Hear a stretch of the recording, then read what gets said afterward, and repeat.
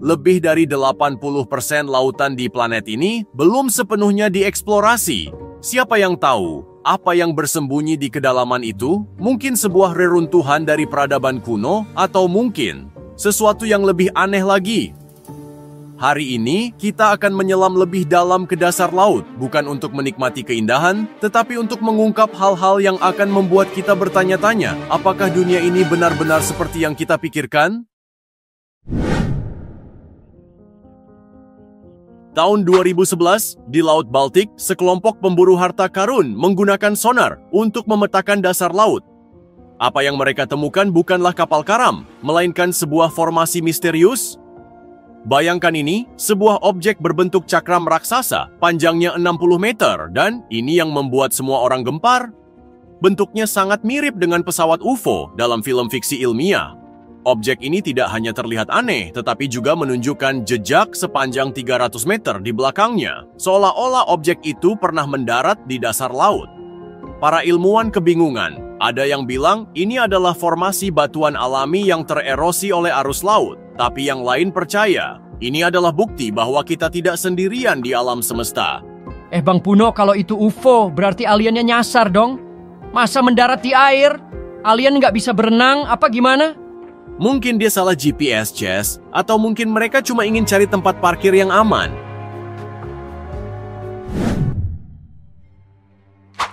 Kita semua tahu kisah Titanic, kapal megah yang tenggelam di perairan dingin Atlantik Utara pada tahun 1912.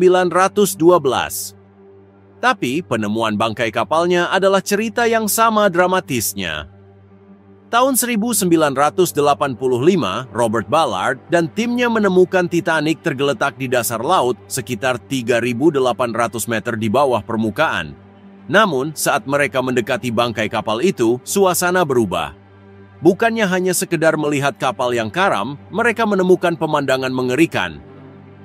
Barang-barang pribadi seperti sepatu, koper, bahkan boneka anak-anak masih tergeletak di sana seolah-olah waktu berhenti di malam tenggelamnya kapal. Sejak saat itu, Titanic menjadi pengingat tentang betapa rapuhnya hidup manusia di hadapan kekuatan alam. Bang, aku punya ide. Kalau kita angkat Titanic, terus bikin museum pasti rame. Jess, itu lebih sulit dari yang kamu pikirkan. Lagian, Titanic udah jadi bagian dari sejarah di dasar laut. Di Eropa, ada legenda tentang kereta emas Nazi yang hilang selama Perang Dunia II. Namun, apa jadinya jika kereta itu ditemukan di bawah laut? Pada tahun 2015, sekelompok peneliti mengklaim telah menemukan kereta tersebut di Laut Baltik. Kereta ini diduga membawa emas, permata, dan barang berharga lainnya yang dirampas oleh Nazi selama perang. Tetapi, seperti kebanyakan misteri lainnya, penemuan ini juga penuh kontroversi.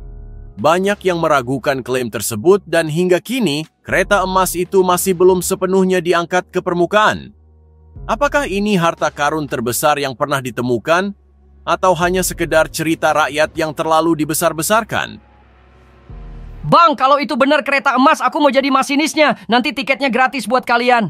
Jess, kamu tahu cara nyetir kereta? Kan tinggal tarik tuas, gaspol! Kalau itu benar-benar kereta emas, Jess, aku rasa kamu nggak perlu tarik tuas. Semua orang pasti langsung antri buat lihat. Palung Mariana adalah tempat terdalam di bumi, lebih dari 11 km di bawah permukaan laut. Tetapi, tahukah kamu bahwa ada sebuah pesawat tempur era Perang Dunia Kedua yang ditemukan di sana? Bagaimana bisa pesawat itu berada di tempat sedalam itu? Beberapa teori menyebutkan bahwa pesawat itu mungkin jatuh selama misi rahasia, sementara teori lain mengatakan pesawat itu terbawa oleh arus laut yang kuat. Tapi yang lebih mengejutkan adalah kondisi pesawat yang masih utuh, hampir seperti baru saja jatuh kemarin. Penemuan ini membuat banyak orang bertanya-tanya, apalagi yang tersembunyi di dasar Palung Mariana. Bang, kalau aku jadi pilotnya, aku bakal pakai snorkel biar bisa napas. Ya ampun, Jess. Kalau kamu jadi pilot, aku nggak tahu apakah itu jadi film aksi atau komedi. Penemuan terakhir mungkin tidak seaneh yang lain, tetapi tetap mengejutkan. Di dasar laut, terdapat jaringan kabel internet yang membentang ribuan kilometer, menghubungkan benua satu dengan yang lain. Kabel ini adalah alasan kita bisa streaming video, chatting, dan bekerja online. Namun yang membuat ini menarik adalah bagaimana kabel-kabel ini dijaga. Robot bawah laut dan tim keamanan bekerja keras untuk memastikan tidak ada yang merusaknya, termasuk serangan dari hiu. Ya, hiu seringkali menggigit kabel internet, mungkin karena medan listrik yang dihasilkannya. Bang, aku jadi tahu kenapa kadang internet lemot. Itu gara-gara hiu main gigit-gigitan kali ya. Jess, itu alasan yang paling enggak ilmiah yang pernah aku dengar. Tapi dia ada benarnya, Pipi. Hiu memang suka penasaran dengan kabel itu. Setiap penemuan di dasar laut bukan hanya sekedar benda, tapi juga cerita. Cerita tentang sejarah, misteri, dan masa depan yang belum kita pahami.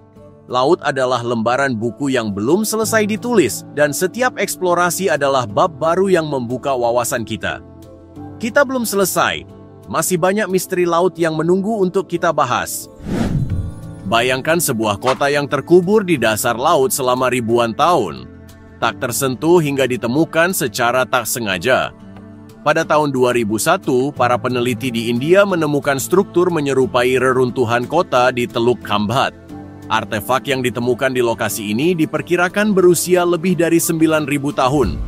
Lebih tua dari peradaban Mesopotamia. Struktur kota ini mencakup tembok, jalan, bahkan patung yang anehnya masih bisa dikenali bentuknya. Namun, yang paling membingungkan adalah bagaimana kota sebesar itu bisa tenggelam. Beberapa ahli percaya bahwa perubahan iklim ekstrem di masa lampau menyebabkan kenaikan permukaan laut yang menenggelamkan kota ini. Tetapi, hingga kini, misteri itu belum terpecahkan. Bang, kalau kota itu tenggelam, orang-orangnya gimana ya pindah ke laut juga? Mungkin mereka pindah ke tempat lebih tinggi, Jess. Tapi kalau kamu tinggal di sana, aku rasa kamu pasti bikin kapal selam dari ember. Terakhir, di Laut Galilea, Israel, ditemukan formasi batu misterius berbentuk lingkaran raksasa di dasar laut. Struktur ini memiliki diameter hampir 70 meter dan berat sekitar 60.000 ton. Bentuknya menyerupai roda atau monumen batu prasejarah, seperti Stonehenge. Para ahli masih berspekulasi tentang tujuan dari struktur ini. Apakah ini situs ritual kuno atau mungkin digunakan sebagai landmark untuk navigasi laut? Yang jelas, formasi ini adalah salah satu misteri terbesar yang ditemukan di perairan dangkal. Bang, itu kayak tempat balapan ya. Kalau aku di sana, aku bawa ban terus pura-pura ikut lomba. Kalau kamu balapan di sana, Jess, aku yakin ikan-ikan bakal bingung. Mereka pasti mikir, ini kucing kenapa ribut banget? Teman-teman, penemuan di dasar laut ini bukan sekadar fakta, tapi juga pelajaran. Bahwa dunia ini jauh lebih besar dan penuh misteri dari yang kita bayangkan. Bang, aku punya ide. Kita buat kapal selam, terus kita jadi penjelajah laut juga. Jess, kamu tahu kan kapal selam itu nggak bisa dibikin dari ember? Tenang, Jess. Kita nggak perlu kapal selam. Dengan ilmu pengetahuan, kita bisa terus mengeksplorasi misteri lautan tanpa harus menyelam. Jangan lupa, dunia ini penuh dengan cerita yang menunggu untuk ditemukan. Kita akan terus membahasnya di episode berikutnya. Jadi, pastikan kalian like, subscribe, dan nyalakan lonceng notifikasinya supaya kalian nggak ketinggalan. Sampai jumpa di eksplorasi berikutnya.